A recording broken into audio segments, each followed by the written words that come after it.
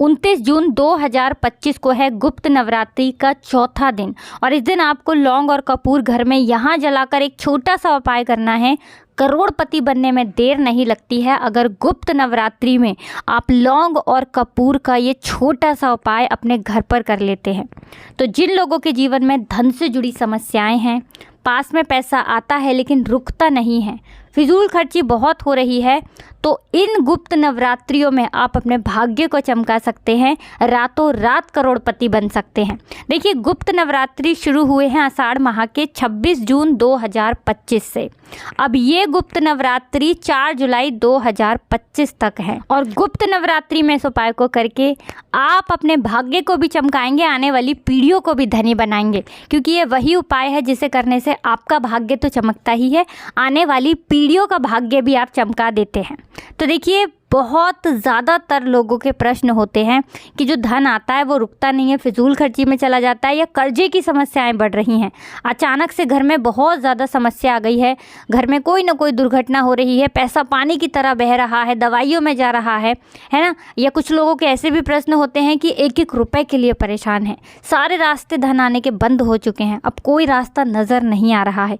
देखिए, माँ की शरण में जब आप जाते हैं, क्योंकि गुप्त नवरात्रि में 10 महाविद्याओं की हम पूजा करते हैं, माँ की उपासना करते हैं। जब भी आप माँ की शरण में जाते हैं, माँ हमेशा आपकी रक्षा करती हैं और अपने बच्चों पर, अपने भक्तों पर कभी कोई संकट, कोई कष्ट नहीं आने देती हैं। चाहे वो धन का ही संकट क्यों ना हो, चाहे वो स्वास्थ्य का ही संकट क्यों ना हो, या फिर शत्रु से ही आप क्यों ना परेशान हो, हर संकट को आपके जीवन से दूर करेंगी माँ दुर्गा। तो देखिए, जो उपाय है घर बैठे करना है और इस उपाय को कोई भी व्यक्ति कर सकता है, स्त्रियां भी कर सकती हैं, पुरुष भी कर सकते हैं।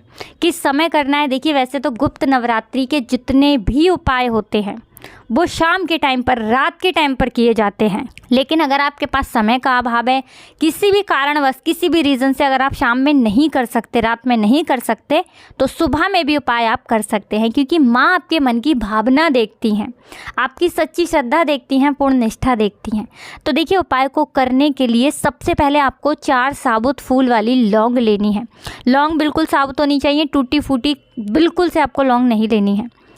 1 कपूर की टिकिया यहाँ पर आपको लेनी है, थोड़ा सा देसी घी लेना है, थोड़ा सा लाल वाला सिंदूर लेना है और एक बर्तन लेना है जिसमें आप इन चीज़ों को जलाएंगे। सबसे पहले आपको क्या करना है, देसी घी का एक दीपक अपने घर के मंदिर में जलाकर प्रज्वलित करके रख देना है। इसके बाद जो आपने रोली ली है उससे आपको माँ का तिलक करना है। देखिए, माँ को लाल रंग बहुत प्रिय है, उनको सिंदूर बहुत प्रिय है, उनको जो रोली का आप तिलक लगाते हैं वो बहुत प्रिय है, क्योंकि ये लाल रंग की वस्तुएं हैं। सबसे पहले माँ को तिलक लगाएंगे। अब आपको क्या करना है, माँ को तिलक लगाने के बाद जो 4 साबुत लौंग हैं, उन 4 लौंगों को आपको अपने सीधे हाथ की हथेली पर रखना है और मंत्र बोलना है 11 बार। जो लोग मंत्र नहीं बोल पाएंगे वो ऐसे ही माँ का ध्यान कर लेंगे। मंत्र कौन सा है? ओम ऐं ह्रीं क्लीं चामुंडाय विच्चे। फिर से बता दें, ओम ऐं ह्रीं क्लीं चामुंडाय विच्चे। ये मंत्र आपको 11 बार बोलना है।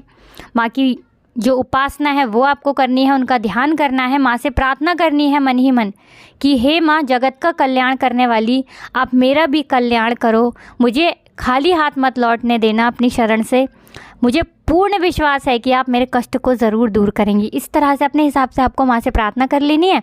और ये जो 4 लौंग आपके हाथ में रखी है ना, अब ये साधारण नहीं है, अभी मंत्रित हो चुकी हैं, ये लौंग सध चुकी हैं।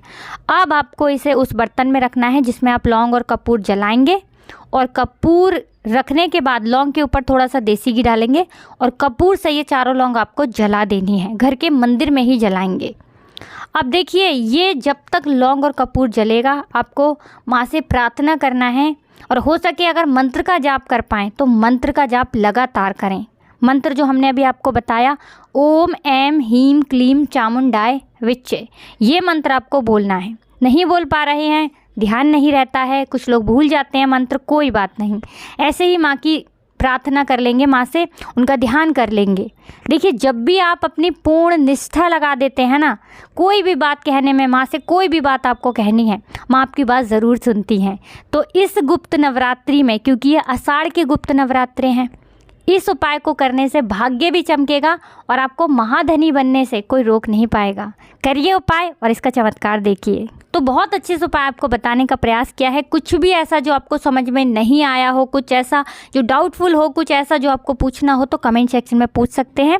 बाकी वीडियो को लाइक, चैनल को सब्सक्राइब कर लें। राधे राधे, जय श्री कृष्णा, जय जगदम्बे।